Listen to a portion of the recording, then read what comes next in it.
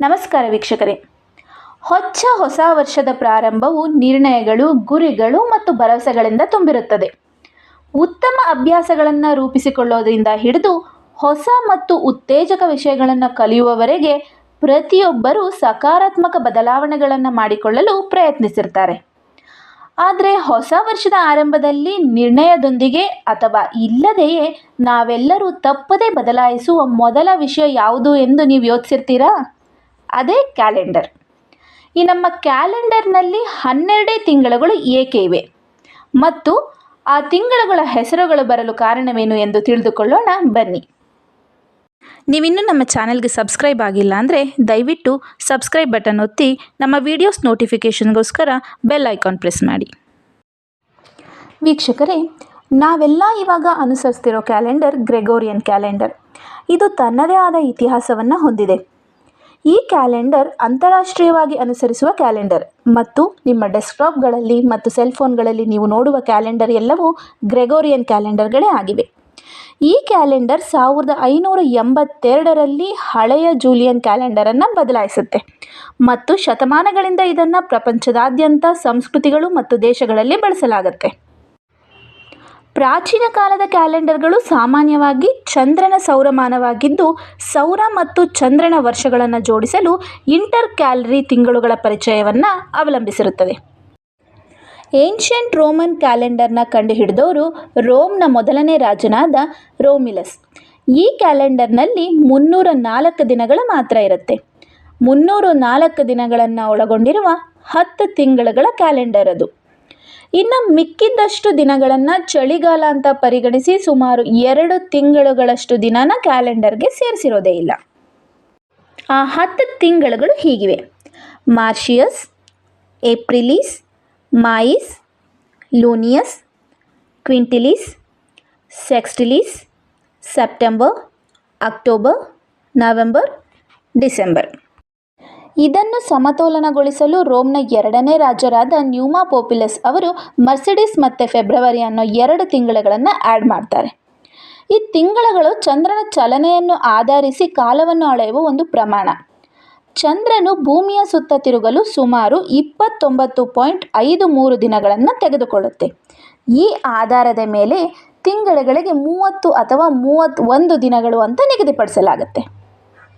ಇನ್ನು ಖಗೋಳಶಾಸ್ತ್ರಜ್ಞರ ಪ್ರಕಾರ ಹೇಳೋದಾದರೆ ವರ್ಷಗಳನ್ನು ಹೇಗೆ ಕ್ಯಾಲ್ಕುಲೇಟ್ ಮಾಡ್ತಾರೆ ಅಂತಂದರೆ, ಸೂರ್ಯನ ಸುತ್ತಲೂ ಒಂದು ಗ್ರಹ ತೆಗೆದುಕೊಳ್ಳುವ ಸಮಯ. ನಮ್ಮ ಭೂಮಿ ಸೂರ್ಯನ ಸುತ್ತ ಒಂದು ಸುತ್ತಲೂ 365.25 ದಿನಗಳನ್ನು ತೆಗೆದುಕೊಳ್ಳುತ್ತೆ. ಅದನ್ನು ನಾವು ರೌಂಡ್ ಆಫ್ ಮಾಡಿದ್ರೆ 365 ದಿನಗಳು ಅಂತ ಹೇಳ್ತೇವೆ. ಆದರೆ ಅದನ್ನು ಈಕ್ವಲೈಸ್ ಮಾಡೋಕ್ಕೋಸ್ಕರ ಪ್ರತಿ 4 ವರ್ಷಕ್ಕೆ ಒಮ್ಮೆ 366 ದಿನಗಳು ಅಂತ ಒಂದು ದಿನ ಆ್ಯಡ್ ಮಾಡೋದು. ಇದನ್ನೇ ನಾವು ಲೀಪ್ ಇಯರ್ ಅಂತ ಹೇಳ್ತೀವಿ.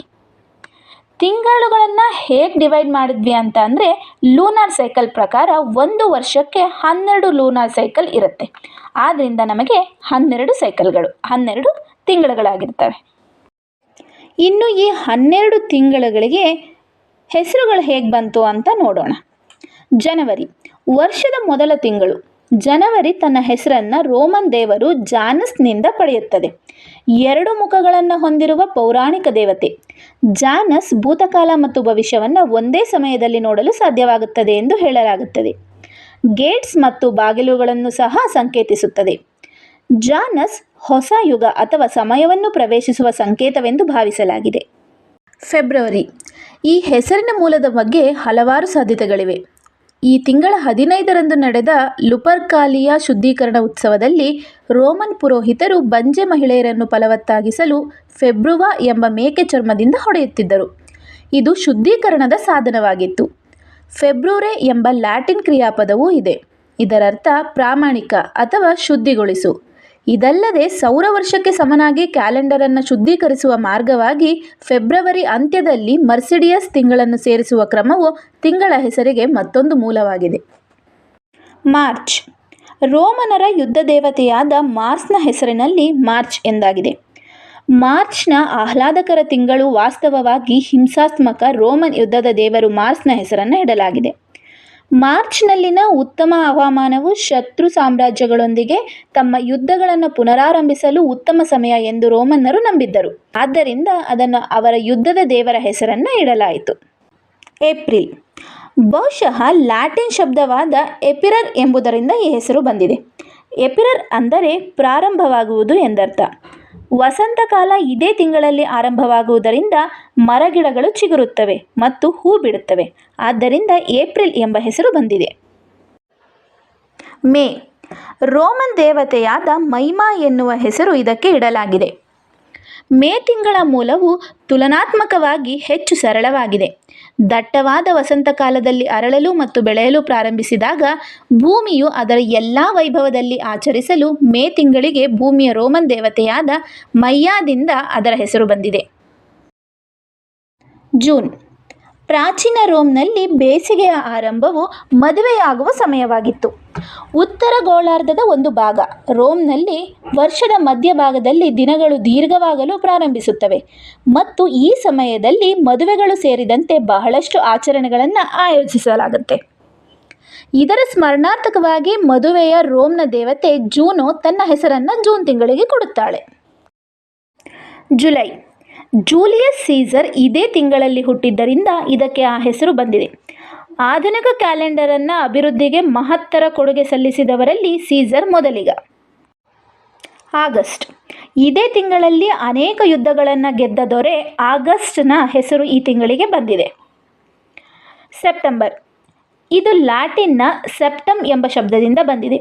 ಇದಕ್ಕೆ 7ನೇಯದು ಎಂದು ಅರ್ಥ. ಹಳೆ ರೋಮನ್ ಕ್ಯಾಲೆಂಡರ್ನಲ್ಲಿ ಇದು 7ನೇ ತಿಂಗಳಾಗಿತ್ತು. ಅಕ್ಟೋಬರ್ ಇದು ರೋಮನ್ ಪದ ಅಕ್ಟೋ ಎಂಬುದರಿಂದ ಬಂದಿದೆ. 8 ಎಂಬುದು ಇದರ ಅರ್ಥ. ಹಳೆ ರೋಮನ್ ಕ್ಯಾಲೆಂಡರ್ನಲ್ಲಿ ಇದು 8ನೇ ತಿಂಗಳಾಗಿತ್ತು. ನವೆಂಬರ್ ಲ್ಯಾಟಿನ್ ಪದ ನವೆಮ್ ಎಂಬುದರಿಂದ ಈ ಹೆಸರು ಬಂದಿದೆ. ಹಾಗೆಂದರೆ 9. ಹಳೆ ರೋಮನ್ ಕ್ಯಾಲೆಂಡರ್ನಲ್ಲಿ ಇದು 9ನೇ ತಿಂಗಳಾಗಿತ್ತು. ಡಿಸೆಂಬರ್ ಲ್ಯಾಟಿನ್ ಪದ ಡಿಸೆಮ್ ಎಂಬುದರಿಂದ ಈ ಹೆಸರು ಬಂದಿದೆ. ಹಾಗೆಂದರೆ 10. ಇದು ಹಳೆ ರೋಮನ್ ಕ್ಯಾಲೆಂಡರ್ನಲ್ಲಿ 10ನೇ ತಿಂಗಳಾಗಿತ್ತು. ಸ್ನೇಹಿತರೆ, ನಮಗೆ ಸಿಕ್ಕ ಈ ಮಾಹಿತಿಯನ್ನು ತಮ್ಮಲ್ಲಿ ವಿನಯಪೂರ್ವಕವಾಗಿ ಹಂಚಿಕೊಳ್ಳುವ ಕಿರುಪ್ರಯತ್ನ ಮಾಡಿರುತ್ತೇವೆ. ತಾವೆಲ್ಲರೂ ನಮ್ಮ MDTV ಕನ್ನಡಕ್ಕೆ ಪ್ರೋತ್ಸಾಹಿಸಿ ಹಾರೈಸಬೇಕಾಗಿ ತಮ್ಮಲ್ಲಿ ಕೇಳಿಕೊಳ್ಳುತ್ತಾ ನಮ್ಮ ಚಾನಲ್ಗೆ ಲೈಕ್, ಶೇರ್, ಸಬ್ಸ್ಕ್ರೈಬ್ ಮಾಡಿಕೊಳ್ಳಿ ಎಂದು ವಿನಯಪೂರ್ವಕವಾಗಿ ಕೇಳಿಕೊಳ್ಳುತ್ತೇವೆ. ಧನ್ಯವಾದಗಳೊಂದಿಗೆ MDTV ಕನ್ನಡ.